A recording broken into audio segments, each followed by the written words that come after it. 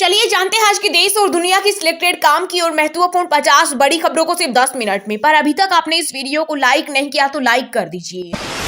अडानी का कर्ज माफ लेकिन किसान का नहीं, कांग्रेस दिलाएगी ऋण से मुक्ति। हिमाचल के शिमला में मल्लिकार्जुन खड़गे ने की प्रेस कॉन्फ्रेंस, कहा अगर हमारी सरकार बनती है तो सभी नेता बैठकर तय करेंगे कि कौन पीएम बनेगा। 2004 से 2014 तक यूपीए की सरकार रही, इस दौरान भी चुनाव से पहले पीएम कैंडिडेट का ऐलान नहीं किया गया था।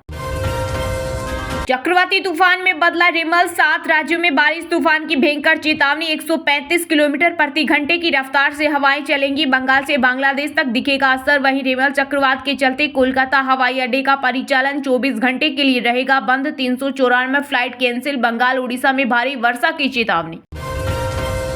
कोलकाता ने तीसरी बार जीता आईपीएल की ट्रॉफी, 10 साल बाद चैंपियन बनी टीम। वेंकटेश की 50 हैदराबाद को 8 विकेट से हराया। पहले यूपी में माफिया लाल बत्ती में घूमते थे, योगी राज में अब दंगे भी बंद और दंगाई भी बंद है। गाजीपुर में इंडिया गठबंधन पर बरसे पीएम मोदी, कहा ये लोग एससी एसटी और ओबीसी आरक्षण की लूट में एक साथ खड़े हैं, लेकिन मोदी इनके सामने सीना तान कर खड़ा है और मैं गारंटी देता हूँ वंचितों का जो अधिकार है मोदी उसका चौकीदार है। गुजरात के राजकोट में टीआरपी गेम जोन में भीषण आग लगने से अब तक 35 लोगों की मौत, मरने वालों में 12 बच्चे। जांच के लिए एसआईटी गठित। जसमदीद बोला 30 सेकंड में आग फैली, सबों को पहचाना मुश्किल। वहीं दिल्ली में बेबी केयर सेंटर में लगी भीषण आग, 6 नवजात झुलसे, सेंटर संचालक और कर्मचारी फरार। दिल्ली, मध्य प्रदेश, गुजरात समेत 6 राज्यों में लू का रेड अलर्ट। राजस्थान में बीते 3 दिन में हीट वेव से 19 मौतें। देश में 240 गीगावाट पहुंची बिजली की मांग, यह सीजन का हाईएस्ट। वहीं राजस्थान की फलोदी में देश का सबसे ज्यादा 50 डिग्री पहुंचा तापमान। कोविड के नए वेरिएंट को लेकर रैंडम सैंपल सर्वे का आदेश जारी। अब देश के अलग अलग राज्यों में 1 सप्ताह तक रैंडम सैंपल लेकर किया जाएगा सर्वे। हालांकि केंद्रीय स्वास्थ्य मंत्रालय से जुड़े अधिकारियों और विशेषज्ञों का कहना है कि कोविड का यह बदला स्वरूप न तो खतरनाक और न ही चिंता की बात।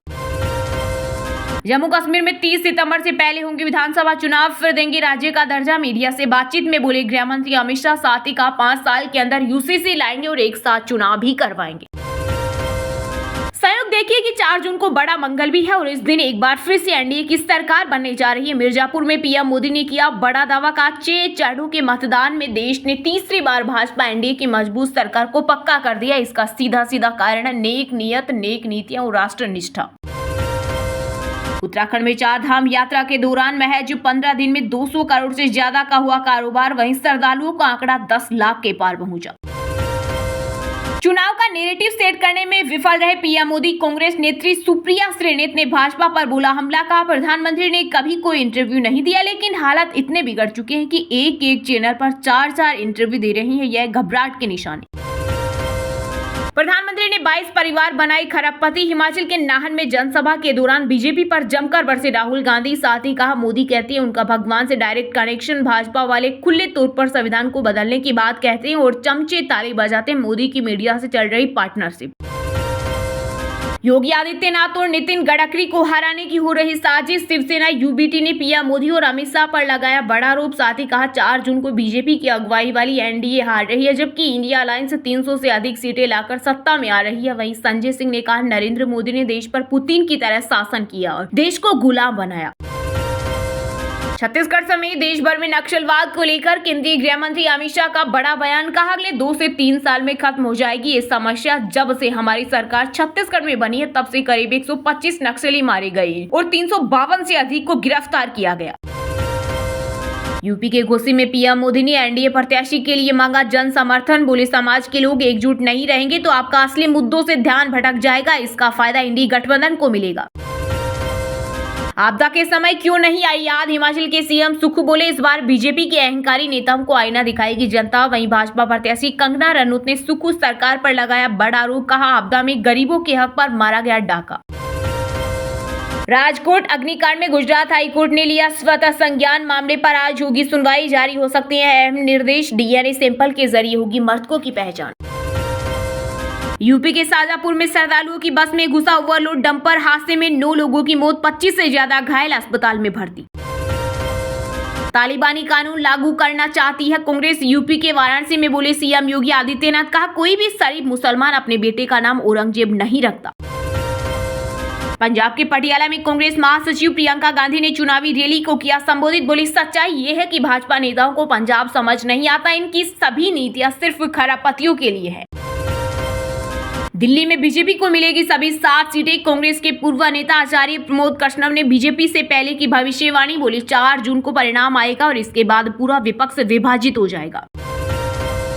पीएम मोदी के लालटेन युग वाले बयान पर पाटलिपुत्र लोकसभा सीट से आरजेडी प्रत्याशी मीसा भारती का पलटवार। कहा, एनडीए की सरकार ने लालटेन युग में पहुंचाया, हमारी सरकार बनी तो 200 यूनिट बिजली फ्री दी जाएगी। मध्य प्रदेश की मोहन सरकार ने घोटाले के बाद लिया बड़ा एक्शन। अब जेईई नीट की तर्ज पर होंगे नर्सिंग के भी एग्जाम। 3000 लीटर पेट्रोल डीजल से भड़की आग। गेम जोन के पास नहीं था फायर डिपार्टमेंट का एनओसी। राजकोट अग्निकांड में हुए बड़े खुलासे। चलिए अब जानते हैं जो आम आदमी के काम की और फायदेमंद खबरें हैं उनको विस्तार से। पर इससे पहले अभी तक आपने इस वीडियो को लाइक नहीं किया तो लाइक कर दीजिए। लोकसभा चुनाव के छठे चरण में इंडिया गठबंधन ने पार किया 272 सीटों पर जीत का आंकड़ा। कांग्रेस नेता जयराम रमेश का दावा। कहा, पीएम मोदी को जैसे जैसे हार की सच्चाई का एहसास हो रहा, वे और ज्यादा भ्रमित होते जा रहे हैं। लोकसभा चुनाव के छठे चरण की वोटिंग के बाद कांग्रेस पार्टी ने दावा किया कि सत्तारूढ़ बीजेपी का भाग्य लगभग तय हो चुका है, जबकि विपक्षी इंडिया अलायंस पहले चरण के बाद से मजबूत होता गया है। कांग्रेस महासचिव जयराम रमेश ने एक बार फिर विपक्ष का नारा दक्षिण में साफ उत्तर में हाफ दोहराया। जयराम रमेश ने कहा कि छठे चरण की वोटिंग पूरी होने पर महाराष्ट्र, उत्तर प्रदेश, बिहार और अब दिल्ली में मतदान के बाद गठबंधन सहयोगियों के बीच बनी अविश्वसनीय केमिस्ट्री देख रही। उन्होंने कहा कि इंडिया गठबंधन पहले ही 272 सीटों का आंकड़ा पार कर चुका और कुल मिलाकर 350 से ज्यादा सीटें जीतने की ओर तेजी से आगे बढ़ रहा है। जयराम रमेश ने आगे कहा कि पीएम मोदी को जैसे जैसे हार की सच्चाई का एहसास हो रहा है, वे और ज्यादा भ्रमित होते जा रहे हैं। अब उन्होंने घोषणा की है कि उनका जन्म जैविक नहीं था और उन्हें स्वयं भगवान ने भेजा। शायद वे अपने अगले करियर में खुद को भगवान के रूप में देखना चाहते हैं। वहीं कांग्रेस नेता जयराम रमेश ने कहा कि बीजेपी को हरियाणा और पंजाब जैसे राज्यों में चुनाव प्रचार करने में कठिनाइयों का सामना करना पड़ रहा है, क्योंकि उनके नेताओं को स्थानीय गांव वालों के द्वारा बाहर निकाल दिया गया है। दरअसल किसान आंदोलन के चलते बीजेपी नेताओं को किसानों के गुस्से का सामना करना पड़ रहा है। मैं बचपन से कप प्लेट धोते धोते और चाय पिलाते बड़ा हुआ हूँ। मिर्जापुर में चुनावी रैली में पीएम मोदी बोले, हमारे देश का पवित्र संविधान गठबंधन के निशाने पर 5 साल में बनेंगे 5 प्रधानमंत्री। मैं जब इनकी पोल खोलता हूँ तो ये मोदी की कब्र खोदने के नारे लगाती हैं। 7वें चरण के मतदान के लिए प्रधानमंत्री नरेंद्र मोदी ने मिर्जापुर के बरगछा में एनडीए प्रत्याशी के समर्थन में जनसभा को संबोधित किया। इस दौरान पीएम ने मंच से विपक्षी गठबंधन पर जमकर निशाना साधा और कहा, मैं बचपन से कप प्लेट धोते और चाय पिलाते बड़ा हुआ हूँ। जैसे ही विजय का सूरज उगता है तो कमल भी खिलता है, उसी समय कप प्लेट की याद आती है, चाय की चुस्की लेने का मन करता है। मोदी और चाय का नाता इतना तगड़ा है, उन्होंने कहा, सपा सरकार ने मिर्जापुर को बदनाम कर दिया था, पूर्वांचल को माफिया का सुरक्षित ठिकाना बना दिया था। पीएम ने कहा, इनके राज में जीवन या जमीन कब छीन जाए कोई नहीं जानता था। योगी जी से मेरे स्वच्छता अभियान को बहादुरी से आगे बढ़ा रहे हैं। सपा सरकार में पहले जनता थर थर कांपती थी, अब माफिया कांप रहे हैं। पीएम ने कहा, मोदी जब खुलकर इनकी पोल खोलता है तो मोदी की कब्र खोदने के नारे लगाते हैं, वोट जिहाद के फतवे निकालते हैं, लेकिन मोदी के पास माताओं बहनों का कवच है, मोदी का कोई कुछ नहीं बिगाड़ सकता। प्रधानमंत्री ने जनसभा के दौरान आगे कहा, सपा कांग्रेस का इंडी गठबंधन सभी जातियों को आपस में लड़ा रहा है। ये लोग चाहते हैं कि दलित, ब्राह्मण, यादव, कुर्मी, कुशवा, राजभर, सिंधी आपस में झगड़ा करके कमजोर हो जाएं। समाज के लोग एकजुट नहीं रहेंगे, आपस में एक दूसरे के बाल नोचेंगे तो आपका असली मुद्दों से ध्यान भटक जाएगा, तभी इंडी वाले अपनी साजिश को अमल में लाएंगे। यह 3 बड़ी साजिश को पूरा करने का लक्ष्य लेकर चल रहे हैं। पीएम ने कहा, संविधान बदलकर उसमें नए सिरे से लिख देंगे, भारत में धर्म के आधार पर आरक्षण दिया जाए। इंडी वाले SC, ST, OBC को मिलने वाले आरक्षण खत्म कर देंगे, पूरा का पूरा आरक्षण धर्म के आधार पर मुसलमानों को दे देंगे। सपा कांग्रेस बहुसंख्यक समाज को दोयाम दर्जे का नागरिक बनाना चाहते हैं। मोदी ने आगे कहा, इंडी गठबंधन वालों को देश अच्छी तरह जान गया है, ये लोग घोर सांप्रदायिक, घोर जातिवाद और घोर परिवारवादी है। जब भी इनकी सरकार बनती है तो ये लोग इसी आधार पर फैसला लेते हैं। प्रधानमंत्री ने 22 परिवार बनाए खरापति। हिमाचल के नाहन में जनसभा के दौरान बीजेपी पर जमकर बरसे राहुल गांधी। साथ ही कहा, मोदी कहते हैं उनका भगवान से डायरेक्ट कनेक्शन, भाजपा वाले खुले तौर पर संविधान को बदलने की बात करते हैं और चमचे ताली बजाते हैं मोदी की मीडिया से चल रही पार्टनरशिप।